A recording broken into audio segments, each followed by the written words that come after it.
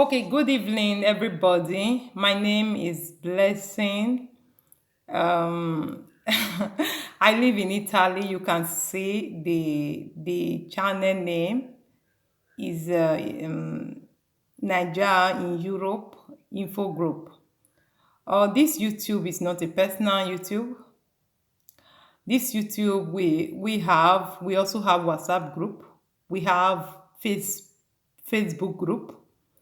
Then you can send requests to the Facebook group. You can also add yourself to the WhatsApp group. There are a lot of people that are on the WhatsApp group. Niger in Europe IFO group is a group is a group with the aim to help many Nigerians that are in Europe, especially in the area of integration, permesso, soggiorno. And we help ourselves, we give out informations. Any information you can think of, you ask us some questions. And if we cannot give you answers, we always have lawyers that we can run to, that are some lawyers that are in the area of immigration, then that can always give us answer.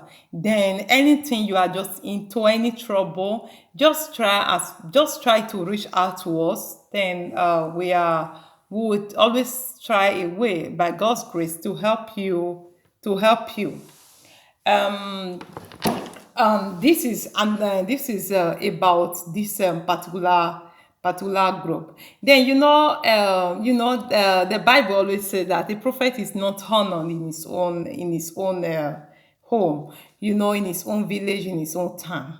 Because I have been, working in Italy for some years now. Then at times, many of us, we always know, at times we give information to our fellow migrants. They will not really trust you to believe about the information.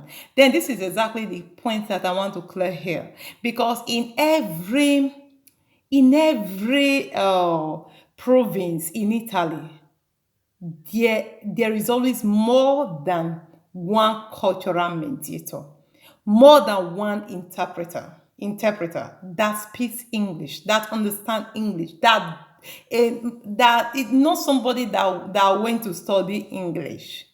Do you understand? Then, who is a cultural mediator? A cultural mediator is someone that mediates between two cultures.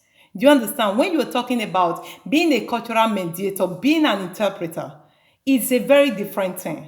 Then, if I'm a cultural mediator and I interpret at the same time, meaning that there are some words that you're going to say based on your culture, I have to,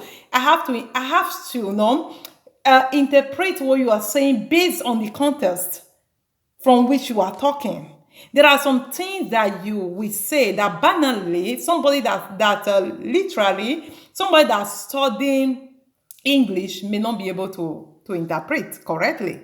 It's just like, for example, at times you type some words in Google, on Google, you want to interpret it. You can see that the different, there are some, no, there are some discrepancy. It doesn't really correct the way you really, that is not exactly what you want to pass to the next person.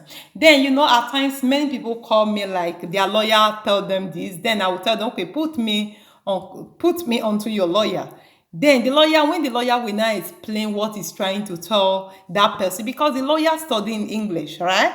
Then when the lawyer is now explaining, then you will see that there's a little no difference of what the message the lawyer was trying to pass to the person. It's very different from what the person just really caught, from the grab from the lawyer, what the person understood, what the person really, the message that the lawyer passed to the person, it will be a little bit different from what the person really understood, from what the lawyer is talking about. Then, why am I saying this? Any cultural mediator that tell you something, try to believe that person and trust the person. I know there is nobody that is 100% perfect. I believe that we are all here. We do a lot of research. We work in our field. We try to pass the right information to our fellow migrants. Then I believe that as much that you put to try to also believe and respect us, because I see so many people, they will say, oh, if I had known, If I had known, because for somebody, it's not that my cultural mediator. It's not that they are any big money. It's not, but we are doing it like it's a job that we are doing. It's a sacrifice that we are making. Then what I'm going to talk about today, I'm going to talk about one particular thing that many people have really been calling me about this thing. Many people have lost their permit of stay this period. But I don't really know where they used to go that made them to lost their permit of stay. I'm sorry, I'm a little bit funny. Okay. Then you see, many people have really called me. More than 3 4 persons have called me this week to ask me on how to retrieve, on how to get back her permit of stay. And this is the reason why I'm making this video. I know that there are a lot of organizations, there are a lot of NGOs, associations that are in charge of immigrants, that are there to help migrants. I know there are a lot of YouTubers that talk about this topic. I know. But because of our group, because of our WhatsApp group of Niger Europe Ifo group, and because of what we do, we have it on Facebook. But I just still want to, do a video to pass this information to everybody. How will I retrieve my lost documents? When I mean documents, I'm referring to permesso di soggiorno, permit of stay. How will I retrieve it? The first thing that you need to do when you lost your documents is to go straight to any nearby police station or carabinieri office or questura, that is prefectura. No, the questura or the prefectura, they will direct you on where to go, on the office that you will go to make reports. There is a reports office in the questura too. Okay. When I'm talking about reports, we that are in Italy, we know it as denuncia. They'll say go and denuncia it. If you do me anything bad, I will denuncia you. Also, when you lost your documents, you have to denuncia the documents. Whatever you will, maybe anything that you get missing in Italy, you have to denuncia it. Anything that is vital, that is important, that can even implicate you, that can stop you from something that somebody can use against you, that somebody, like for example, if you lost a document and you don't go to denuncia, you can't retrieve it back. And somebody can use that document in the next 1 hour or in the next 30 minutes. That is why you have to know whether it's in the morning you lost the document or in the afternoon or when last you see the document. Then you have to give them the date, and they have to also ask you where do you lost it. Then it's going to help you very well. Then after you have made this report, they are going to give you a report document, a document that carries the information that you lost your permit of stay this so date. Then what are you going to do after this? Then it's 2 ways. It's either you go to the questura, because in the questura there is a place where you book for appointments there. Then you go there, you book for appointment to retrieve your document, or you go direct to the poster. Then when I say you go direct to the poster, you are going to the poster to carry a kit. It's a form that you need to fill. Then on this form, there are any type of document, whether it's a lost document, everything is there. Then when you carry this form, if you know you don't know how to fill it, you can carry it to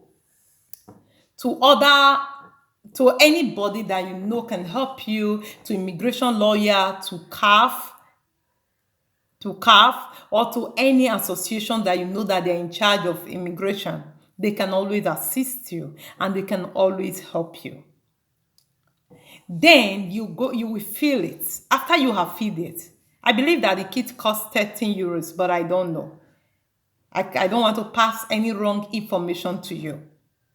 Then when you fill it, you take it back to them, because there, what you need to put, they will tell you make photocopy of your passports, you and a photocopy of that denuncia document. If you still have your carta identità, if all those one didn't lost with it, then you can make photocopy of it. But if they lost it means you are going to denuncia everything that you have with you, everything. Then you are going to make photocopy of that. You're going to put it inside. Then if you have a photocopy of the lost documents, that is the permesso soggiorno, then you can put it. Then you will give them in the posta, you will pay. Then because you are still going to pay for the documents, I don't know how much. Then after you have paid, then the posta they are going to give you in the post office, they are going to give you a date that you will go and complete for the lost documents. They'll give you a date. I believe that it's no more than a month because the poster is really, really very fast. But at times it can be more than a month. It can be more than 2 months. But most of the ones that I have done, with the experience that I've had so far, it has never been more than a month. Maybe a month and 2 weeks. Or at times 3 weeks. Then when the day comes, you are going to carry the original of that photocopy that you put in the poster. That is original of the report document and original of your passport. You're going to carry the original. Then you're going to take it to the questura to template. Okay. Then there's another issue I want to talk about. At times, most of us, we used to, at times we get missing also our credit cards. When you lost your credit or debit cards, what do you need to do? You need immediately, you have to call the bank. How will you get the bank number? You can, everything is online. You can just search through Google. You check the bank name. Then you check their number is always there. They call it numero verde. You just check for their number.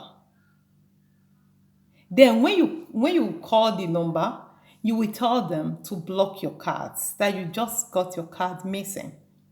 Then they will block it for you. But before they block it for you, they have to ask you for some information like your date of birth, like your codice fiscale. That is your number. Maybe you get your codice fiscale missing. But at times, this one makes it very, very difficult. Because that is why at times, I do memorize my codice fiscale. I believe that some people cannot do it. Then what do you have to do? You have to write it. So we always try to write your codice fiscale, the number of your passport, the number of your permesso soggiorno, everything. Always try to write them in a piece of paper and keep it. Keep it inside your file. It's very, very important because even when you lost your Nigerian passport, without the number of the passport, it's very, very difficult for you to retrieve. It's very, very difficult. Then that is why any document you have, even though it's driver license, any document at all, try to write out that number. You write the number of the document out. Okay? Let me pause so that I can show you people the number of the document.